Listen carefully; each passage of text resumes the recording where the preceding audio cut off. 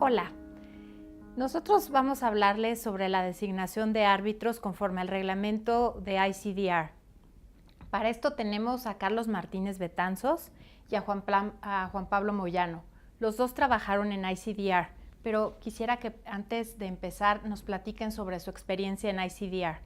Yo trabajé en el ICDR en la oficina de Nueva York durante 1 año y medio, como lo que es un case counsel, y básicamente estaba encargado de administrar casos que estaban relacionados con Latinoamérica. En general, y vamos a hablar ahorita en particular de cuáles eran las funciones que nos tocaban hacer en relación con la selección y nombramiento de árbitros. Por mi parte, yo trabajé 3 años como director, como case director en la oficina de Miami. Igualmente, mi enfoque era en casos que tuvieran una conexión con Latinoamérica y evidentemente pues por idioma o por alguna razón que se pudieran administrar a través de Miami.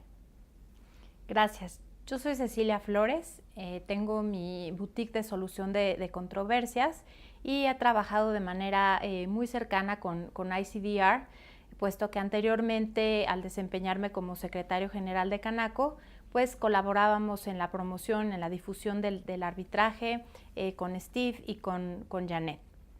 Bueno, nosotros les vamos a hablar, como les decía, de la designación de los árbitros. Y es un tema importante, puesto que se dice que el arbitraje es o vale tanto como el árbitro. Y esto es porque debido a que el arbitraje es un procedimiento flexible, pues la conducción del procedimiento de arbitraje va a estar en manos del árbitro. De ahí la importancia de designar a la persona más adecuada como árbitro. Ahora, ¿cuántos árbitros deben de ser? 1 o 3. El reglamento de arbitraje de ICDR, en su artículo 11, prevé que si las partes no se ponen de acuerdo sobre el número de árbitros o si no hay algún acuerdo en contrario de las partes, el número de árbitros será 1. Y esto si la institución considera que es el número más adecuado, porque también puede ser que el número más adecuado sea 3.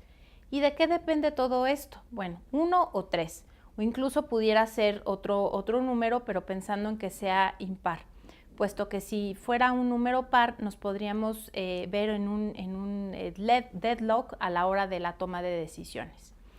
Ahora, ¿qué se toma en cuenta para determinar ya sea las partes o en este caso la institución administradora ICDR para determinar que sean 1 o 3 árbitros? Bueno, el punto más importante es la cuantía del caso. No queremos designar 3 árbitros en una controversia no tan grande, una controversia menor, de modo que sea más costoso el arbitraje que en realidad el monto que está en controversia.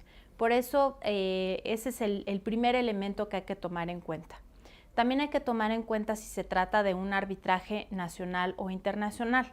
Generalmente en los arbitrajes internacionales se designan 3 árbitros para pues dar la posibilidad a que cada una de las partes, teniendo sus sedes en jurisdicciones distintas, tenga la posibilidad de designar a un árbitro que comprenda su idiosincrasia y que sea de su misma tradición jurídica.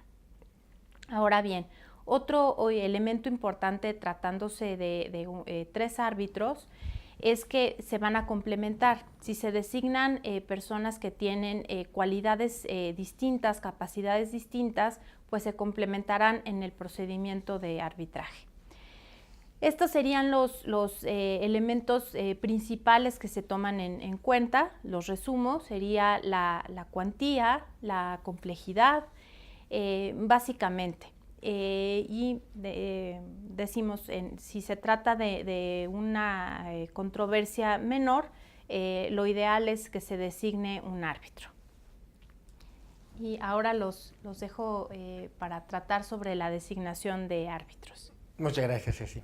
Bueno, yo voy a hablar ahora en particular sobre el tema del nombramiento y selección y nombramiento de los árbitros, ¿no? Como mencioné hace rato, yo me tocó ser case manager en el ICDR hace algunos años y frecuentemente una de mis funciones era asesorar a las partes involucradas en un arbitraje en el tema de nombramiento y selección de árbitros. Digamos, de manera general, existen dos formas en que las partes pueden hacer esta selección. Uno es a través de lo que se le llama un acuerdo entre las partes, básicamente, en que las partes directamente, digamos, en una cláusula arbitral en un contrato, pueden establecer previamente que ellas van a hacer, digamos, la selección de los árbitros. Esto normalmente ocurre cuando la parte demandante presenta su solicitud de arbitraje o, en su caso, su escrito de demanda, y ahí puede hacer, digamos, la designación de quién quiere que sea su árbitro de parte, ¿no? Este es en caso de que, como dijo Ceci, se trate de un tribunal arbitral de 3 personas. En caso de que se trate de un tribunal arbitral, digamos, de una persona, también se puede atender al acuerdo de las partes conforme a la cláusula arbitral o algún acuerdo posterior una vez iniciado el arbitraje, ¿no? Pero normalmente cuando se trata de tribunal arbitral de 3 árbitros, las partes hacen el nombramiento, digamos, de la selección de su árbitro en sus escritos de demanda y contestación. Y se puede, por ejemplo, llegar a un acuerdo de que los 2 árbitros de parte nombrados sean a su vez los que seleccionen a un tercer árbitro. Pero básicamente esto es, digamos, fuera de lo que establecen las reglas de la ICDR. Lo que establecen las reglas de la ICDR es un método muy novedoso que de hecho no existe, digamos, en otros reglamentos de arbitraje, que es seguir el método, digamos, de selección por lista. Y aquí es donde entra mucho en juego el apoyo que la institución da a las partes. Conforme a este método, las partes no solamente establecen en la cláusula arbitral que se seguirá la selección y nombramiento de árbitros conforme al reglamento de la ICDR. Entonces, no establecen unas reglas específicas de cómo hacer este nombramiento. Entonces, si se va uno al artículo 12 del reglamento, en rasgos generales, lo que establece es que la institución apoyará a las partes haciendo una lista de 10 árbitros en caso de que sea un tribunal de 3 partes, o una lista de 5 árbitros en caso de que sea un tribunal o un árbitro único, digamos. Y esta lista va a ser preparada conforme a las características que las partes le digan a la institución administradora que deben tener, digamos, los árbitros a seleccionar. Entonces, una vez ya haya iniciado el arbitraje, la institución administradora tiene una conferencia administrativa con las partes. Y en esa conferencia administrativa lo que hace es preguntarle a las partes cuáles son las características particulares del arbitraje para poder así determinar cuáles son las características que debe tener el tribunal arbitral o el árbitro a seleccionar. Entonces, por ejemplo, si se trata de una disputa en materia de construcción, las partes pueden decir que quieren árbitros con experiencia en materia de construcción. Si se trata de una disputa que involucre países latinoamericanos, por ejemplo, una disputa entre México y Argentina y partes de México y Argentina, muy probablemente se quiera que los árbitros sean árbitros que hablen español o que tengan dominio del idioma español, ¿no? Aunque no necesariamente sea su lengua materna, porque muy posiblemente las audiencias se harán en español, los documentos relacionados van a ser en español. Entonces, dependiendo de las características en particular de cada uno de los arbitrajes, la institución, digamos, toma esta información, prepara la lista, digamos, de árbitros para enviar a las partes y las partes, conforme a esa lista, van a hacer la selección de los árbitros. Y se sigue lo que se llama el método strike and rank, que básicamente es que las partes tachan los árbitros que no quieran, digamos, que sean nombrados como árbitros y rankean, digamos, en orden de preferencia, los árbitros, digamos, que sí quieren que sean.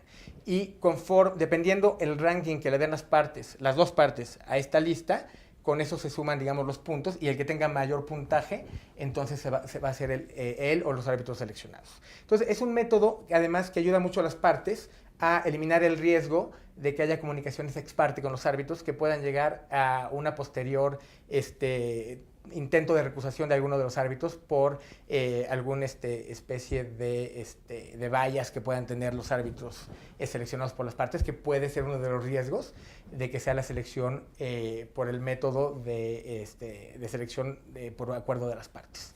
Esto es muy grosso modo el tema de la selección y nombramiento de árbitros.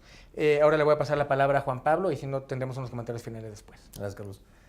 Por mi parte, yo voy a hablar sobre el tema de la imparcialidad y la independencia de los árbitros. Evidentemente, este es un tema esencial para el procedimiento arbitral.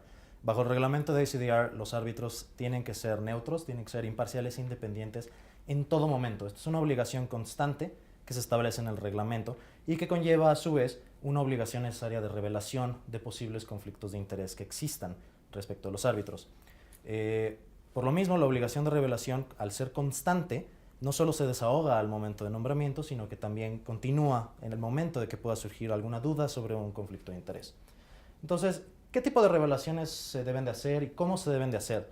En esta materia, para efectos prácticos, al momento de ser nombrado como árbitro, y no importa si se nombra por las partes o se nombra por la institución, el árbitro recibe del administrador una serie de documentos base, los documentos del caso, sus documentos de nombramiento, así como un cuestionario que le ayuda a analizar el tipo de revelación que debe de hacer y analizar los posibles conflictos de interés que haya con las partes. El cuestionario contiene diversos tipos de preguntas, no solo lazos económicos como uno podría asumir desde el principio. Es un poco exhaustivo e incluye información como lazos personales, lazos sociales, que hayan trabajado quizás como representantes de alguna de la parte o como perito en algún caso, o nombramientos previos como árbitros o mediadores. Todo esto, una vez que el árbitro considera que existe un conflicto, se lo hace saber a ICDR, al administrador de su caso, en una carta, en un escrito explicando el tipo de conflicto, y después ICDR le hace llegar esto a las partes para que, de ser necesario, presenten recusaciones. Como dije, esto se hace al principio, al momento del nombramiento del árbitro, pero es una obligación constante durante el arbitraje. Entonces, si en algún punto durante el caso llegara a surgir un conflicto, el árbitro tiene necesariamente que hacerle saber a las partes este conflicto de interés. Y esto sucede muchas veces, por ejemplo, cuando entra algún despacho de abogados nuevo al caso, cuando hay algún perito que se nombra posteriormente y que el árbitro conoce. Ahora, un punto importante ahí también es que las partes también tienen una obligación de revelación, no solo el árbitro. Si las partes se dan cuenta de que existe un potencial conflicto de interés que ponga en duda la imparcialidad e independencia del árbitro, también lo tienen que hacer saber. Porque si no, y esto es muy importante, el reglamento entiende que renuncian al derecho de recusar al árbitro por ese tipo de información. Evidentemente, si las partes tienen alguna duda sobre si se debe o no se debe de hacer saber la información, siempre pueden hablarle al administrador y el administrador puede dar una guía o pueden revisar el mismo cuestionario de los árbitros para ver si existe un posible conflicto de interés. Entonces, habiendo dicho eso, voy a explicar un poco el sistema de recusaciones bajo el reglamento de ICDR. Si llega a existir efectivamente una duda justificable, que es la manera en la que menciona el artículo 14, sobre la imparcialidad e independencia, se puede hacer una recusación entre los 15 días posteriores al nombramiento o a que se tiene la información sobre la circunstancia que da lugar a ese conflicto de interés. El procedimiento, en realidad, si se revisa el reglamento, la decisión, para empezar, se hace a través de un consejo interno que tiene ICDR, que se conoce como ARC, que es el Administrative Review Council, por sus siglas en inglés. Este consejo se constituye por miembros y exmiembros de ICDR, que se juntan semanalmente o conforme la cantidad de casos lo requiera, para tomar una serie de decisiones administrativas de los casos. No necesariamente recusaciones, pero esta es una de sus funciones esenciales. Las partes tienen que presentar por escrito sus recusaciones, explicando su racionamiento y la lógica detrás de por qué creen que hay una duda justificable respecto del conflicto de interés. Y esto es muy importante porque como administrador yo veía mucho que se presentaban recusaciones sin razonamiento, sencillamente diciendo recuso con base en lo que reveló el árbitro. Y desafortunadamente eso no es suficiente. Una vez que se presenta esto, el administrador le solicita a la otra parte que envíe sus comentarios al respecto de la recusación. Y una vez que se reciben, se envía a ARC para que se tome la decisión. ARC, solo para que se sepa, tiene como guía base para el concepto de duda justificable. Explica que busca 4 factores esenciales para ver si existe duda justificable. Y estos son que el conflicto sea directo, que sea continuo, que sea sustancial y que sea reciente. Y con base en esos factores analiza cada caso concreto para ver si efectivamente hay un conflicto de interés que dé lugar a una duda justificable sobre la imparcialidad e independencia. Al momento de tomar su decisión, la institución emite una decisión por escrito, pero que no es razonada, que se le hace saber a las partes y en su caso también al árbitro, aunque, y esto es también muy importante, el árbitro nunca realmente sabe el contenido de las recusaciones ni la parte que lo presentó, por lo cual siempre se busca de nuevo mantener la neutralidad, la independencia e imparcialidad del árbitro. Y si me permiten mis colegas, igual nada más para cerrar, quisiera hacer unas conclusiones muy rápidas de las notas que tomé, nada más para cerrar. 1. Es una de las fases más importantes de un arbitraje internacional, la selección de árbitros. Es una de las características más atractivas del arbitraje pero a su vez es una de las etapas más complejas y que tiene un mayor impacto en el desenvolvimiento de un arbitraje, ¿no? Y el ICDR, como institución administradora, tiene que balancear varias cosas. Por ejemplo, respetar en su caso las calificaciones, digamos, requeridas por las partes, digamos, para que se hagan los nombramientos de los árbitros.